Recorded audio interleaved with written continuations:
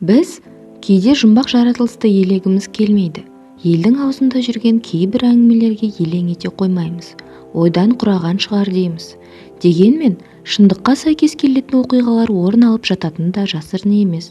Жалпы, жұртшылық арасында шайтандар жайында түрлі жорамалдар айтылады. Оны бар деп топшылайтын адамдар да кездеседі. Екіншісі, оған сенімсіз көзқараста болады. Иісі мұсылман баласы қастер тұтқан Құран кәрімде ол тұрғыда айтылған. Шариғатта шайтандарды адамдарды азғырушы деп көрсетеді. Тіршілік иесін тура жолдан тайдырады. Оны малғұн деп атайды. 5 күн жалғанда адами қалпымызды сақтағанға жететін ештеңе жоқ. Осындай малғұндар мекен ететін жерлер дейтін орындар қазақ даласында аз кездеспейді. Солардың бірі Қызылқұм беткейіндегі Дарбаза деп аталатын жер. Ол Сыр өңірінің Аманкелді ауылының тұсында жатыр. Жергілікті тұрғындар малғұндар мекеніне аттап басқанды қаламайды. Өйткені елдің аузында жүрген әңгімелер әрбір адамға үрей алып келері сөзсіз. Малғұндар мекен еткен жер неге Дарбаза деп атаған? Бұл жайында айтылатын түрлі жорамалдар бар. Алғашқысы бойынша ол ажалға алып баратын Дарбаза секілді. Тағы бірі жұмыр басты пендеге сынақ болар жер дегендей мағына береді. Ауыл тұрғындарының айтуынша, аталмыш орында ертеден малғұндар мекен еткен. Көне көз қариялар ол жайында бұрыннан айтылып келе жатқанын тілеге тиек етеді. Бұл аймақ көрер көзге де сұрықсыз, бұйрат құм жатыр. Ол бірден-ақ еңсеңді езе түскендей. Әйтеуір адам баласына қолайсыз көрінеді бірден. Мал жайылымы аяқталар тұста сусыз жер басталады. Жердің бетіне ақ сор шығып кеткен. Үлкен кісілер жастарға ол аймаққа бармауын қатаң ескертеді. Ақ сорды басқан адам талай оқиғаны бастан өткізген.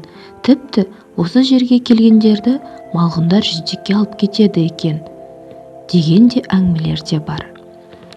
Ауыл тұрғыны Зиятбек Фазылұлы да осындай келеңсіз жайды бастан кешкен.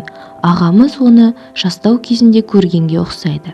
Жас шағымда аңшылықпен айналыстым. Сондықтан көбіне құлан түзде жүруге тура келеді. Осы кәсіптің соңында жүріп, далада қонып қалған кезім де болған. Бірде Қызылқұм жағасында аңшылық құрып жүргенмін. Үйге қайтуға кеш болып кетті.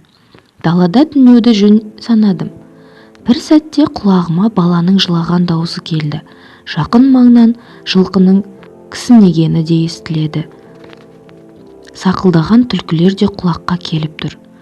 Жанымды шүберекке түйгендей болдым. Осындай оқиға бала кезімде кездескен. Көзім ауырып жатқан едім. Анам кейпінде малғұн келіпті. Соңынан еріп бара жатыр екенмін. Есімді жисам, анам артымнан жылап қуып келе жатыр екен. Содан кейін Құран сүрелерін жаттап алуға құлықты болдым, дейді ағамыз ағынан жарыла.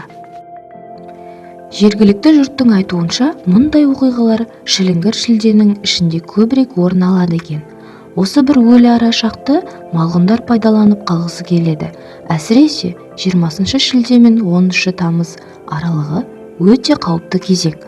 Адамдардың басынан кешкен жайсыз жағдайының барлығы осы уақытқа кездеседі екен. Қазіргі кезде ет жақынын жоғалтып алған адамдардың көбісі Зиятбек ағамызға келеді. Қария қолдан келгенше көмек қолын созуды дұрыс көреді.